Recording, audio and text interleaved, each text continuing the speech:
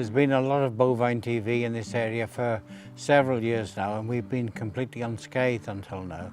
We thought we were clear, and then we went down 60 days ago with 1 cow, and then last week we went down with 5 cows. I think the worst thing is that incapacity to do anything about it. You hear the statistics about cattle slaughtered and numbers of outbreaks, but that takes no account at all of the trauma that people experience. I know several farmers who've given up keeping cattle altogether rather than have the anxiety that goes with keeping them.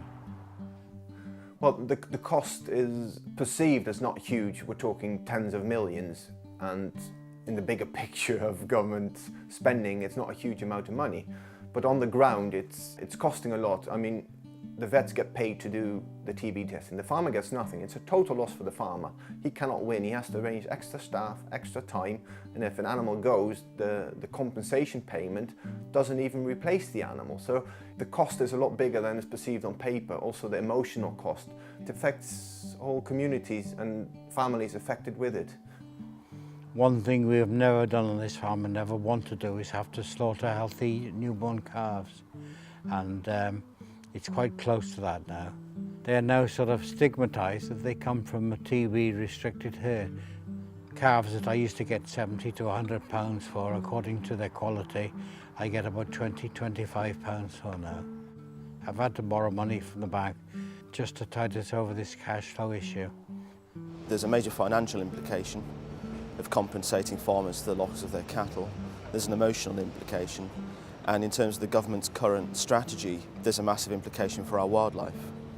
We know that there has been a lot of conflict within Somerset and Gloucestershire between different parts of the community. All that this policy has done is really drive different parts of the community apart, despite the fact that we all want to see an end to this horrible disease. And I think we can get on top of it.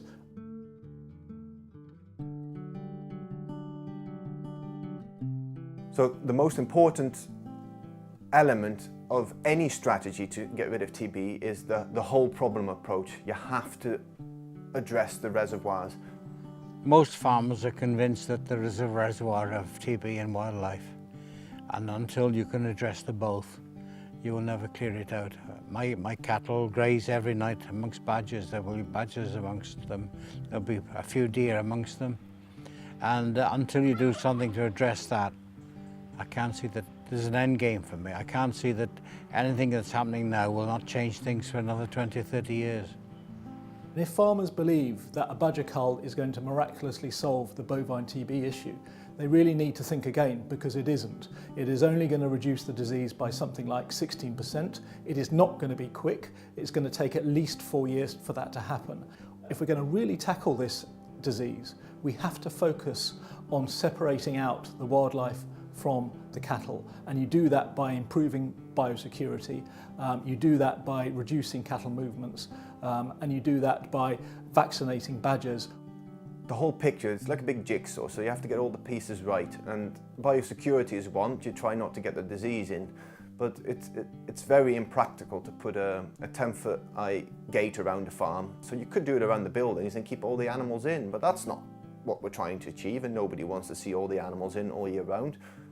I can't think of anything I can do that I'm not doing now that would stop bovine TB coming here next year, the year after, and so on. My cattle don't have contact with anybody else's cattle. I'm fortunate in that respect. And I know people that still think that they get their TB from wildlife, and they actually house their cattle 365 days a year because they can have more chance of making the buildings badger-proof, if you like, rather than the fields. It's almost impossible to secure the fields.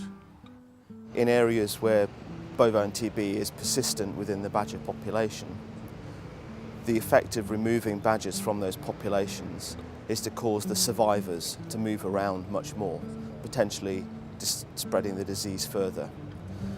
So our preferred alternative would be to start to inject a vaccine into those badgers over a period of years, building up their immunity to the disease and therefore reducing the overall level of disease in that population.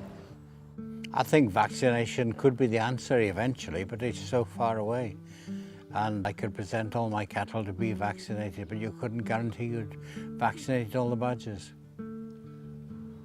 I think the best way is to find some way of testing badgers. I think that's got to be the best way, and if they haven't got it, good luck to them. If they have, you will have to euthanize them. If my cattle have got it, they have to be put down. I don't see why there should be a different code of practice for badgers.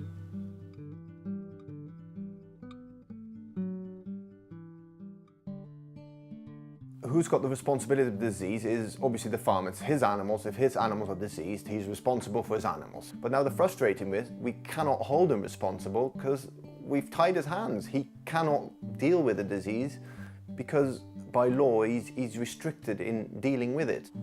I don't think farmers should be allowed to do what they want. I think it's got to be really, really strict and rigorous. And I don't think anybody can be relied on to do that individually. The management of bovine TB should rest with government. I think history tells us that government have been responsible in the past and they have allowed this situation to develop. And I think it's still an onus on them to get back to where we were.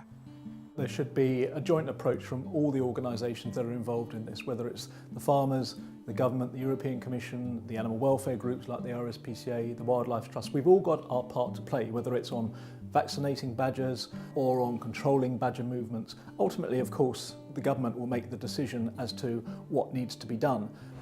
Government has a primary role in making sure that they set out the strategy and are supporting the whole range of tools that are necessary to get on top of the disease. And the industry itself also needs to get its house in order in terms of biosecurity, movement testing and sharing of information to ensure that this disease can be tackled in the best possible way and that we find the right solutions and don't do things that will make things worse.